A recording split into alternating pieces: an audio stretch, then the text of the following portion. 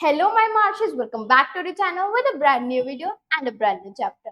So, आज की video में हम अपनी एनसीईआरटी का third chapter which is pair of linear equation in two variable को शुरू करेंगे।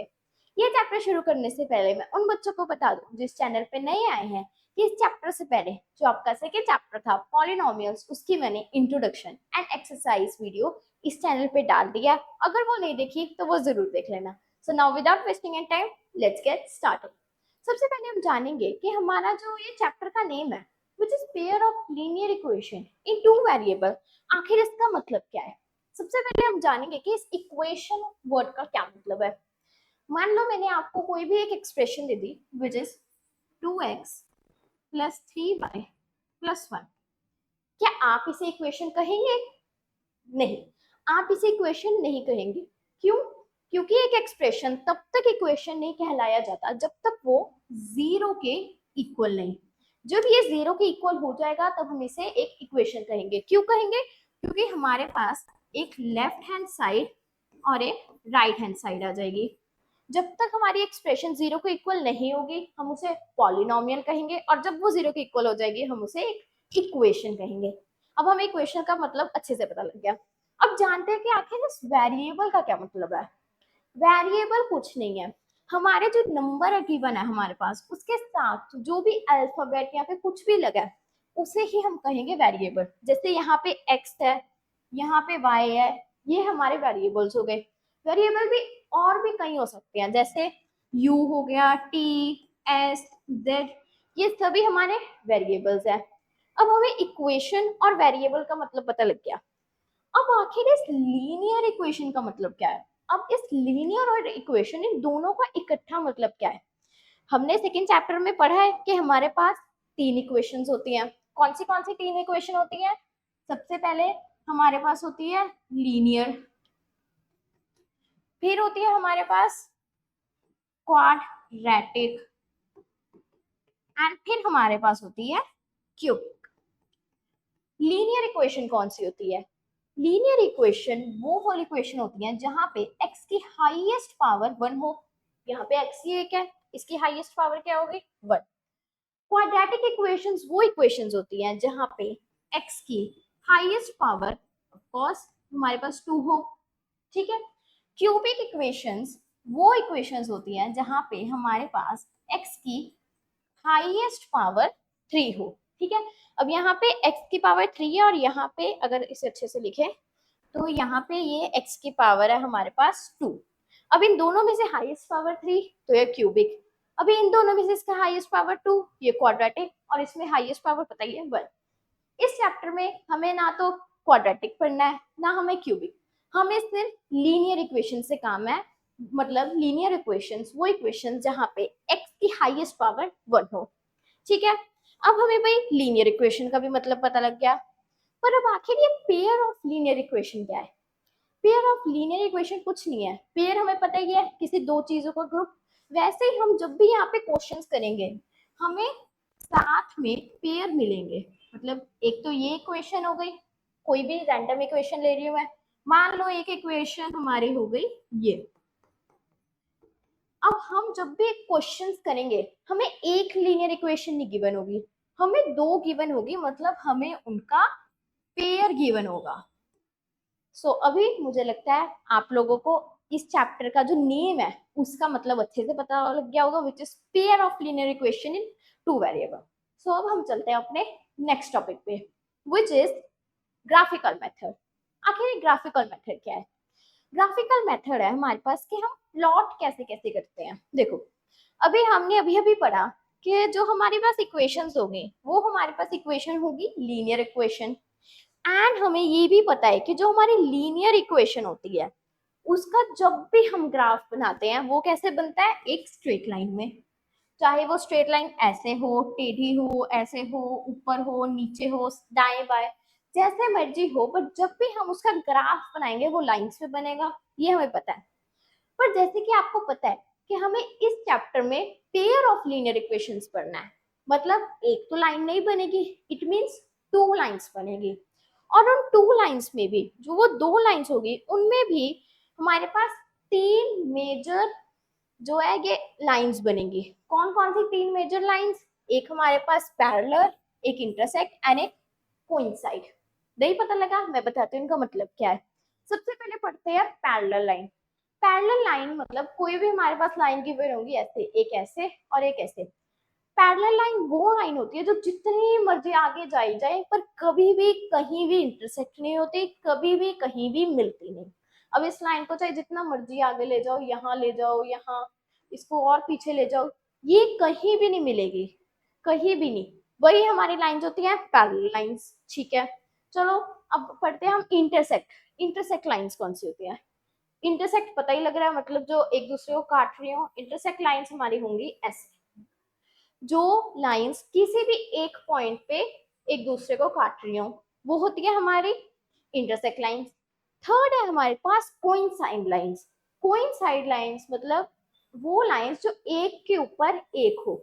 मतलब देखो, वापस बताती हूँ, एक के ऊपर एक, जैसे एक तो ये लाइन हो, दूसरी लाइन पूरी पूरी इसके ऊपर चढ़ी हो, मतलब दूसरी लाइन भी पूरी पूरी इसके ऊपर, मतलब ये तो थोड़ा सा हिल गया पर वो पूरी पूरी इसके ऊपर हो।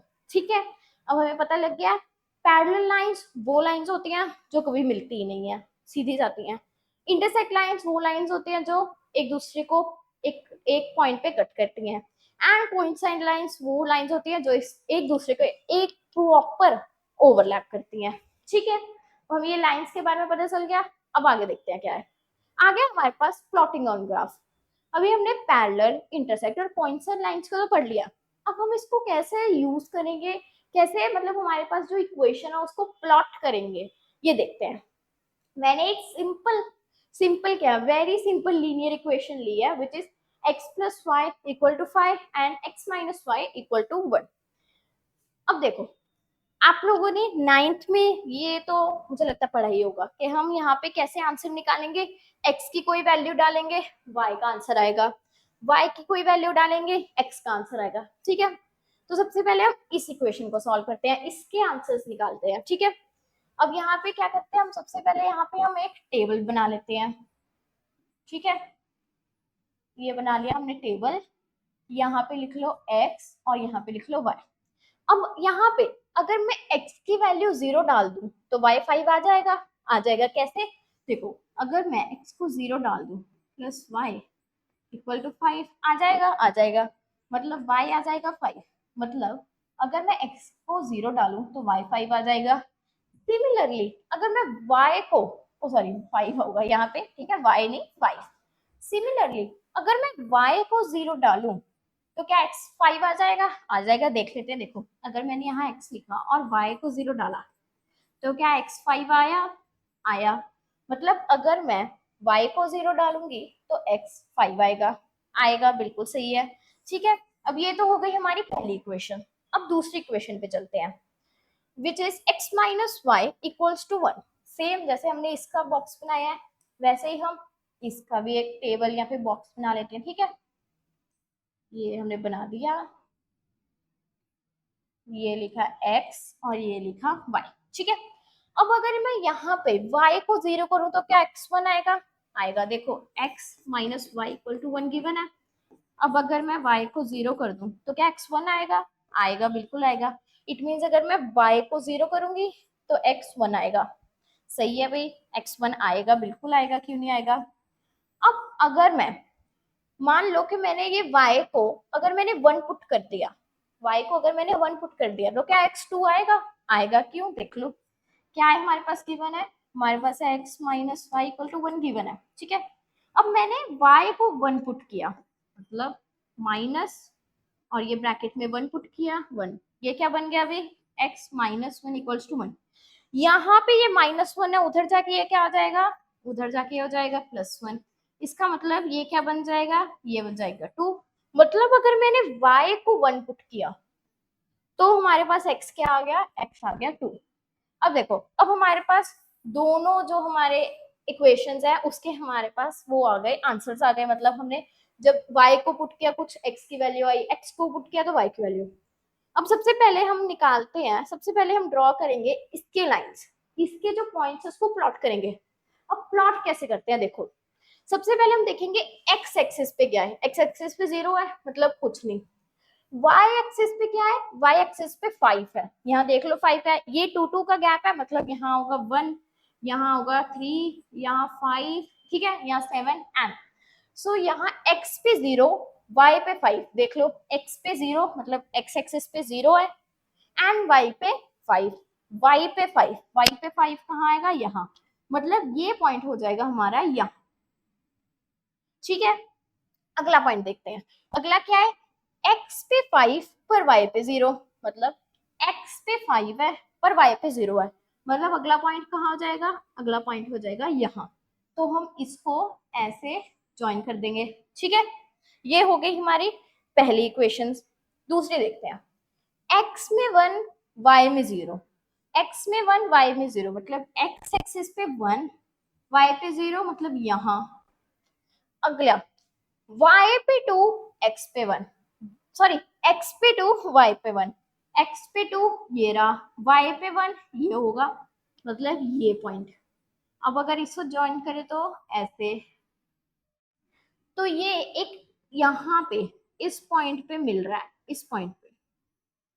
तो बस यही जो पॉइंट होगा हमारा, यही पॉइंट हमारा हो जाएगा आंसर। ठीक है, अभी ये जो लाइंस है ना, ये इतनी एक्यूरेट नहीं है, तो यहाँ पे मैं ऐसे ही अप्रॉक्स ले रही हूँ आंसर, क्योंकि ये लाइन बिल्कुल सही नहीं है, तो मैंने अप्रॉक्स इसका आंसर ले लिया 3,3। ठीक है, क्यों, क्योंकि यहाँ पर भी 3 और यहाँ पे ये 3 या 2 के बीच में आ रहा है, तो मैंने अप्रॉक्स ले लिया 3,3। ठीक है, बस ऐसे ही हम लाइंस को प्लॉट करते हैं और आंसर निकालते हैं। अब मुझे जल्दी से ये बता दो कि ये जो हमारी लाइन बनी है, इस लाइन को हम क्या बोलते हैं, जल्दी जल्दी बताओ। अभी पढ़ा था, जो लाइन एक दूसरे को कट करती है उसे क्या कहते हैं, इंटरसेक्टिंग लाइंस। Very good. अब बस हमें ऐसे ही एक्सप्रेशंस गिवन होंगे, इक्वेशंस गिवन होंगी, एक की वैल्यू डालेंगे दूसरे की आ जाएगी, दूसरों को डालेंगे मतलब पहले की आ जाएगी। बस फिर जब हमारे पास पॉइंट्स आ गए, उन पॉइंट्स को प्लॉट करेंगे।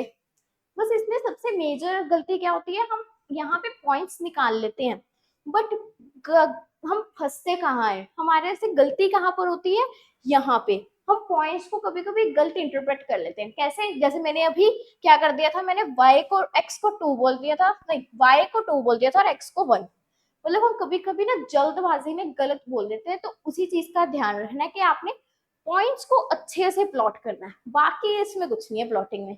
ठीक है, अब हमें ये पता लग गया, चलते हैं अपने नेक्स्ट टॉपिक पे, रेशियोज। अभी देखो, अभी हम सारा टाइम्स तो भाई इन एक्सप्रेशंस को, जो भी इक्वेशंस हो गई उनके आंसर्स ऐसे ग्राफ बना के थोड़ी ना देखेंगे। ये तो मैंने सिंपल लीनियर इक्वेशन बताई, अगर कुछ मुश्किल लीनियर इक्वेशन आ गई, मुश्किल लीनियर इक्वेशन आखिर वो क्या होती है, देखो मुश्किल लीनियर इक्वेशन कैसी हो सकती है तुम्हारी, मान लो तुम्हारी मुश्किल लीनियर इक्वेशन है, मतलब ज्यादा टफ भी नहीं डालती, थोड़ी सी टफ, जैसे मान लो 50x plus 78y plus 1 equal to 0, और साथ में ले लो 85x plus 40y plus 8 equal to 0। अब क्या इतनी बड़ी एक्सप्रेशंस के भी तुम लोग निकालोगे, इक्वेशंस के निकालोगे वैसे डब्बा बना के, तो भाई टाइम तो बहुत लगेगा। तो इसलिए फिर जो हमारे लोग हैं, उन्होंने सोचा कि यार इसमें तो टाइम बहुत जाएगा, मतलब ऐसे बार बार ग्राफ्स थोड़ी ना बनाएंगे, अब छोटी छोटी इक्वेशंस के लिए तो बन जाएगा, बड़ी के लिए तो बनेगा नहीं। फिर उन्होंने निकाली रेशियोज। आगे है क्या ये रेशियोज, देखो ये एनसीईआरटी में आपको पूरा टेबल गिवन है, कंपेयर द रेशियोज, फिर ग्राफ में कैसे रिप्रेजेंट होगी और एल्जेब्रिक में। अब इसको होल्ड पे रखते हैं, पहले तो ये जानते हैं कि आखिर जो ये A1 A2 B1 B2 लिखा है ये है क्या। ठीक है, देखो यहाँ पे हमारे पास दो इक्वेशंस गिवन है, क्योंकि पढ़ाई है हमने पेयर्स के बारे में पढ़ना है, तो ये हमारे पास दो इक्वेशंस है। अब यहाँ पे हमारे पास A1/A2 B1/B2 C1/C2 है क्या, कुछ नहीं है। देखो ये वेरिएबल को नहीं लेना, वेरिएबल को नहीं लेना हमें साथ में, ठीक है, हमें सिर्फ जो हमारे पास नंबर है उसे लेना है। क्या होगा हमारे पास, जैसे यहाँ पे लिखा है हमारे पास 2x plus 3y equal to 12। अब यहाँ पे हमारे पास जो ये 2 है, वेट इसको अलग कलर से बताती हूँ, ये जो हमारे पास 2 है ये हमारा हो जाएगा A1, ये जो 3 है ये हो जाएगा B1, और ये जो 12 है ये हो जाएगा C1। अभी ऐसा भी हो सकता है कि कहीं पे इक्वेशन हो 2x plus 3y -12 equal to 0। यहाँ पर भी सेम, ये A1, ये B1 और ये C1 होगी। इसे D1 मत मान लेना, ठीक है। C1 यही, C1 पे ही खत्म। ये ऐसे भी गिवन हो सकती है, ठीक है। अब ये तो हो गई A1 B1 C1। सिमिलरली अगली इक्वेशन क्या है हमारे पास? अगली इक्वेशन है 3x minus 2y equal to 6। अब यहाँ पे ये जो 3 होगा ये होगा A2, ये जो -2 होगा ये होगा B2 और ये जो 6 है ये होगा C2। ठीक है, कुछ कंफ्यूजिंग था? कुछ भी नहीं था। हमने वेरिएबल्स को नहीं लेना, उसके साथ वाले नंबर्स को लेना है। जैसे पहली जो इक्वेशन है उसमें हमने पहले नंबर को ले लिया A1, फिर B1, फिर C1। अभी 1 1 तो हो गए। फिर नीचे ले लिया A2 B2 C2। हाँ, याद रखना कि साथ में अगर साइन लगा हो प्लस माइनस उसे उठाना है। ऐसे नहीं कि अकेले 2 को ही ले लिया, बेचारा माइनस साइड में बैठ के रो रहा है। माइनस को भी साथ में लेना है, ठीक है। अभी हमें ये पता लग गया कि हमारा A1 B1 C1 bye A2 B2 C2 क्या होते हैं। अब जरा देखते हैं कि ये जो हमारे पास था गिवन जो था टेबल, उसमें ये क्या कह रहा है। देखो, सबसे पहले हमारे पास A1 by A2 if not equal to B1 by B2, तो जो हमारी ग्राफिकल रिप्रेजेंट होगी वहां पे लाइन इंटरसेक्ट करेंगी और जो आंसर आएगा वो यूनिक, मतलब एक ही आंसर आएगा। नहीं समझ आया? कोई नहीं, मैं बताती हूँ। देखो, अभी इसी एक्सप्रेशन को ले लो, कोई और क्यों ले भाई, सामने लिखी है ये ले लेते हैं। अभी हमें यहाँ पे अभी अभी हमने निकाली है A1 B1 A1 B1 C1 and A2 B2 C2। क्या है ये? क्या है हमारे पास? ये है A1, ये है B1 और ये है C1। ये क्या है हमारे पास? ये है हमारे पास A2, ये है हमारे पास B2 और ये है हमारे पास C2। अब हमें इनकी रेशो देखनी है। रेशो मतलब दिस बाय दिस, ये बाय ये और ये बाय ये। कैसे देखेंगे? मतलब 2/3, ठीक है। फिर आएगा हमारे पास 3/-2, माइनस भी लेना है, एंड 12/6। मतलब ये क्या बनेगा? A1/A2, B1/B2 and C1/C2। लिख लिया। अब देखो क्या ये कोई भी सेम आ रहे हैं एक दूसरे के? अगर ये देखो कट रहा है तो कटा दो, ये आ जाएगा सिंपली 2। क्या ये 2/3 और 3/-2 एक दूसरे के इक्वल है? क्या ये 3/-2 और 2 एक दूसरे के इक्वल है? नहीं। हम सिंपली कह देंगे कि यहाँ पे जो हमारा A1/A2 है इक्वल है B1/B2 के। अभी C1/C2 को छोड़ दो, चाहे वो इक्वल आ रहा है, मतलब ये दो इक्वल आ रहे हैं नहीं आ रहे, छोड़ दो। बस अगर आपने देख लिया कि ये A1/A2 और B1/B2 ये इक्वल नहीं आ रही, बस यहीं पर छोड़ दो। अगर तो ये A1/A2 एंड B1/B2 एक दूसरे के इक्वल नहीं है, तो जब हम ग्राफ बनाएंगे इक्वेशन का, जो भी इक्वेशन होगी उसमें वैसे पॉइंट्स ढूंढेंगे, जो मर्जी करेंगे, जब हम उसका ग्राफ बनाएंगे तो उसका ग्राफ याद रखना हमेशा इंटरसेक्टिंग बनेगा। मतलब हमेशा इंटरसेक्टिंग लाइंस बनेंगी उसके ग्राफ में। जैसे हमने पीछे देखा था, अभी ग्राफ को हमने एक्सप्रेशन को प्लॉट किया था ग्राफ पे, वहां इंटरसेक्टिंग लाइन बनी थी। और इंटरसेक्टिंग लाइन में हमने क्या देखा था कि उसमें सिर्फ एक सोल्यूशन आया था, क्योंकि वो दो दो की जगह पे तो काटेंगे नहीं, एक पे ही काटेंगे। तो अगर तो A1/A2 is not equal to B1/B2, सबसे पहला तो वो इंटरसेक्टिंग लाइन बनाएंगे। दूसरा दूसरा वो हमेशा उनका वन सॉल्यूशन होगा। क्या होगा? एक तो इंटरसेक्टिंग लाइन और एक हमेशा वन सॉल्यूशन, या फिर आप उसको यूनिक सॉल्यूशन भी कह सकते हो। क्लियर हो गया? पहला पहला रूल क्लियर हो गया। चलो देखते हैं अभी हमारा नेक्स्ट रूल क्या है। कहते A1/A2 if equal to B1/B2 and equal to C1/C2, तो लाइन क्या होगी? कोइंसिडेंट होंगी और आंसर्स इनफिनाइट में सॉल्यूशन, बहुत ज्यादा आंसर्स आएंगे। कैसे? अभी यहाँ पे तो ये इक्वेशन चलेगी ही नहीं, तो चलो खुद से कोई इक्वेशन बनाते हैं। मान लो मैंने ले लिया 2x प्लस 3y प्लस 6, ठीक है। 2x plus 3y plus 6 and 0। Second मैंने ले ली 4x plus 6y plus 12 equal to 0। ठीक है, ये मैंने एक्सप्रेशन ले ली। अब यहाँ पे ये क्या है हमारा, लिख लो भाई यहाँ पे, ये क्या है a1, ये क्या है b1, ये क्या है c1, सही है। ये क्या है a2, ये क्या है b2, ये क्या है c2, लिख लिया। ठीक है भाई, अब इनके रेशियो देख लो, क्या होता है ratio, a1 by a2, b1 by b2 and c1 by c2। देखना है, देख लेते हैं भाई। a1 बाय a2 मतलब 2/4, अगर इसको काटेंगे तो 1/2। ठीक है, b1 बाय b2 मतलब 3/6, अगर इसको कट करेंगे ये भी 1/2। c1 बाय c2 मतलब 6/12, अगर इसको भी कट करेंगे तो 1/2।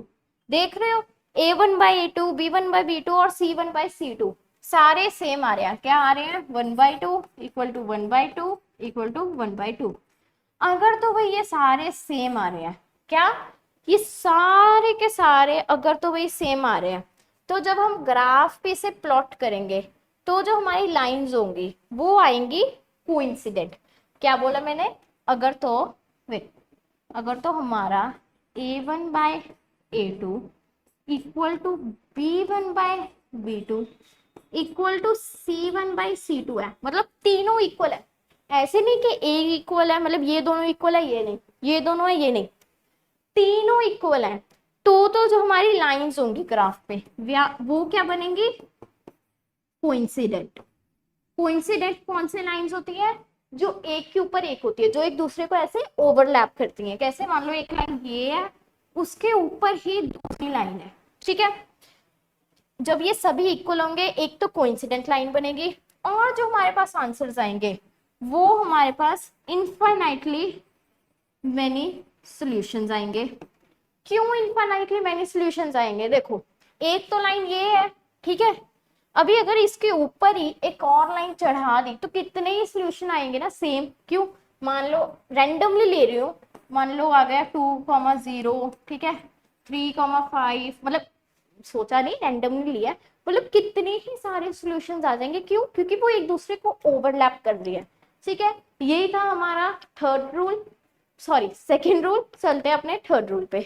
थर्ड रूल क्या है, कहते if a1 by a2 is equal to b1 by b2 but not equal to c1 by c2, तो क्या होगा, ग्राफ में लाइंस पैरेलल होंगी और एल्जेब्रिक जब हम निकालेंगे उसका एक्सप्रेशन तो वो नो सॉल्यूशंस आएगा।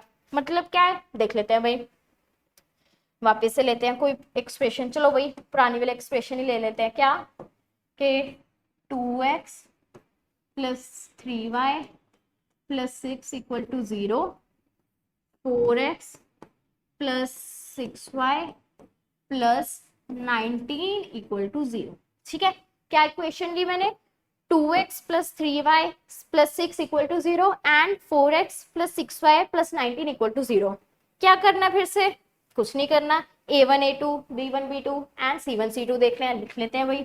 ये क्या होगा, a1, ये b1, ये c1, ठीक है, 4 b2 ओ सॉरी a2, ठीक है, एक मिनट, 4 क्या होगा, 4 होगा हमारा a2, 6 b2 एंड 19 c2। कुछ नहीं, बस एक्सप्रेशन वैसे रेशियो में लिखनी है, लिख लो।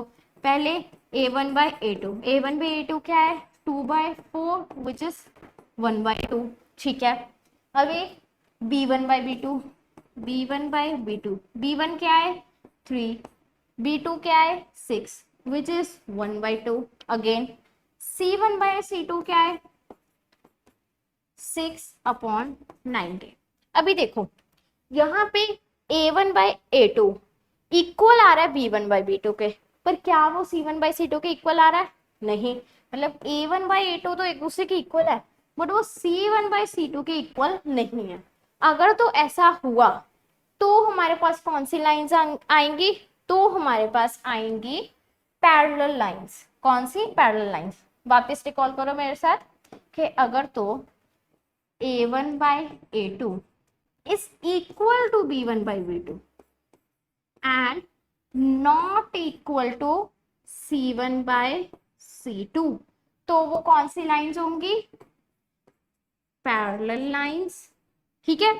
और उनका आंसर क्या होगा, उनका होगा नो सोल्यूशन, मतलब उनके आंसर ही नहीं निकलेंगे। क्यों नहीं निकलेंगे, पैरेलल लाइन कौन सी होती है, ऐसे जो मतलब एक दूसरे के पे कहीं मीट ही नहीं कर रही, कहीं इंटरसेक्ट कर रही ही नहीं रही। जब इंटरसेक्ट ही नहीं कर रही तो आंसर कहाँ से आ जाएंगे। ठीक है, यही हो गया हमारा थर्ड रूल। क्या, अगर a1/a2 is equal to b1/b2 and not equal by c1/c2 तो लाइंस पैरेलल होंगी और आंसर नो सॉल्यूशन। क्यों, क्योंकि वे कट्टी नहीं कर रही। ठीक है, अभी हमने अपने तीनों रूल्स पढ़ लिए हैं, बस एक बार इसको रिकॉल कर लेते हैं वापस से। ठीक है, चलो भाई रिकॉल करते हैं।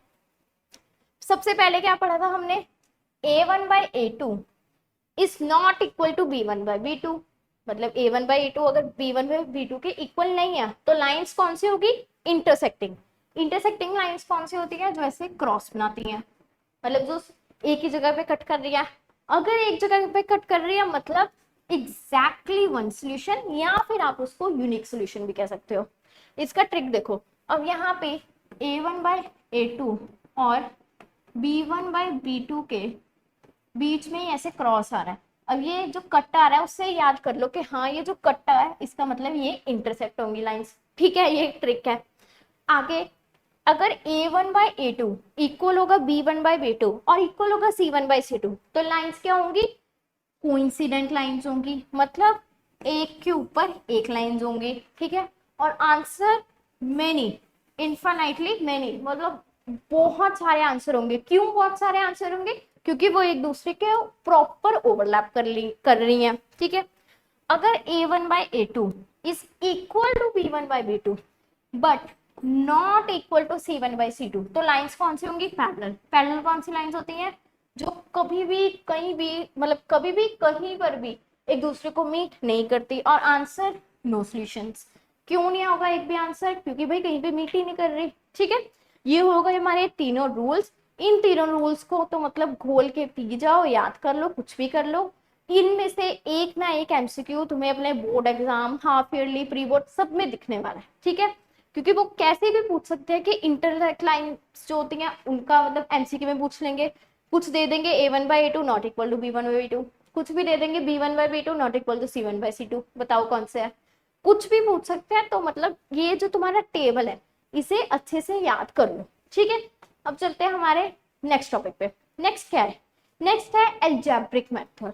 एल्जेब्रिक मेथड मतलब देखो, एक तो हमने समझ लिया ग्राफ पे प्लॉट करना, ग्राफ में प्लॉट करके ढूंढेंगे ना आंसर। ठीक है, दूसरा हमने समझ लिया वो रेशियो से, टेबल से, जो भी हमने पढ़ा a1/a2 b1/b2 एंड c1/c2।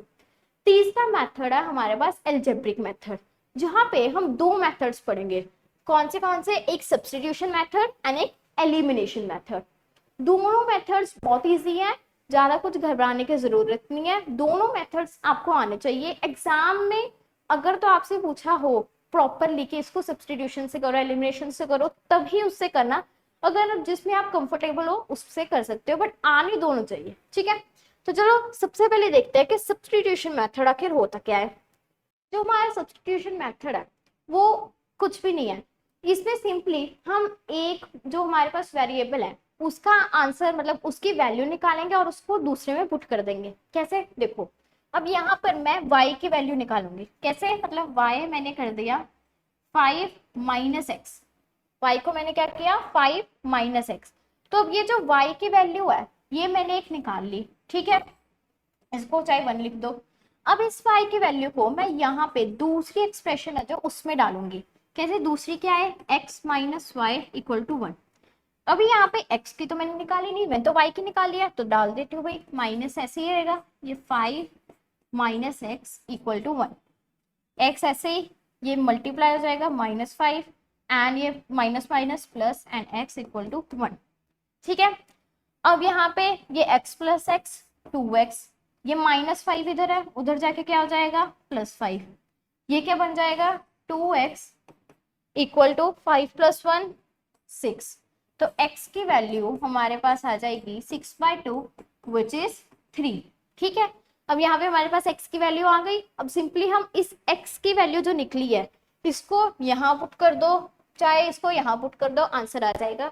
तो चलो मैं यहाँ पुट कर देती हूँ। क्या है हमारे पास y equals to 5 minus x, ठीक है, हमारे पास x क्या आया 3 मतलब -3, तो y की वैल्यू आ गई 2। ठीक है, यही था हमारा सब्स्टिट्यूशन मेथड। क्या किया, सिंपली एक की वैल्यू मैंने निकाल ली, जैसे y की, x की भी निकाल सकते हो, मतलब 5 - y हो जाएगा। एक की वैल्यू निकाल ली, उससे पहले मैंने मतलब एक की वैल्यू निकाली, फिर उससे मैंने x की निकाली, फिर उस x की वैल्यू को मैंने पुट कर दिया, सिंपली आंसर आ गया। अब इसी क्वेश्चन को अगर मैं सब्स्टिट्यूशन मेथड, सब्स्टिट्यूशन कहता एलिमिनेशन मेथड से करूं तो वो कैसे होगा। सब्स्टिट्यूशन में पता ही लग रहा था कि हमने एलिमेंट को सब्स्टिट्यूट कर दिया। एलिमिनेशन में क्या होगा, हमने उसको एलिमिनेट ही कर दिया, खत्म ही कर दिया। कैसे, अब ये क्वेश्चन देखो, यहाँ पे क्या तुम्हें कुछ होता हुआ दिख रहा है क्या, यहाँ पे ये y प्लस का है और यहाँ पे ये माइनस का है, क्या करो, काट दो सिंपली। क्यों काट दो, क्योंकि भाई प्लस माइनस अगर होंगे साथ में तो वो तो कटेंगे ही ना।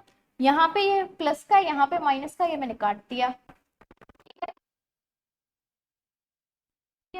तो x plus x 2x, 5 plus 1 6, x की value 6/2 which is equals to क्या आएगी हमारे पास 3। यही हमने पहले निकाला था। अब यहाँ पे इस x को मैं चाहे यहाँ पुट कर दूं, यहाँ पुट कर दूं, देख लेते हैं, यहाँ पुट कर देते हैं कहाँ, x plus y equals to 5 में। x की वैल्यू क्या है 3 plus y equals to 5, y equals to 5 minus 3 which is equal to 2। यहीं पे ये हमारा एलिमिनेशन मेथड भी हो गया। सब्स्टिट्यूशन मेथड में हमने क्या किया था, सिंपली कोई भी एक वेरिएबल की वैल्यू निकाल ली, ठीक है, उसके बाद जो वेरिएबल बच गया फिर उसकी वैल्यू निकली, और फिर जो हमने पहला वेरिएबल निकाला था, एक्स निकाला था, मतलब जो भी निकाला था उसको वहां पे पुट कर दिया। ठीक है, एलिमिनेशन में हमने क्या किया, एलिमिनेशन में हमने सीधा एलिमिनेट ही कर दिया, कट ही कर दिया। क्यों, यहाँ पे प्लस था, यहाँ पे माइनस था, हमें देखा ये कट रहा है, कटा दिया। फिर 2x plus x 2x, 5 plus 1 6, simply आगे x की वैल्यू फिर से पुट कर दिया, यहाँ पे एक्सप्रेशन पे कोई भी एक्सप्रेशन में पुट कर दो, आ गई तुम्हारे पास y की वैल्यू। यही आंसर हमारे पास सब्स्टिट्यूशन में आया था, यही आंसर हमारे पास एलिमिनेशन में आया। तो बस यहीं पे हमारी इंट्रोडक्शन वीडियो इस चैप्टर की होती है खत्म। I hope you like this video. अगले हम वीडियोस में इसके प्रैक्टिस करेंगे, इसके क्वेश्चंस को प्रैक्टिस करेंगे, अपने कॉन्सेप्ट को और मजबूत बनाएंगे। सो साइनिंग ऑफ विद इट, खेलना है, कूदना, मस्ती करनी है, पढ़ाई करने और लाइफ को खुल के जीना है। मिलते हैं नेक्स्ट वीडियो में, तब तक के लिए बाय बाय।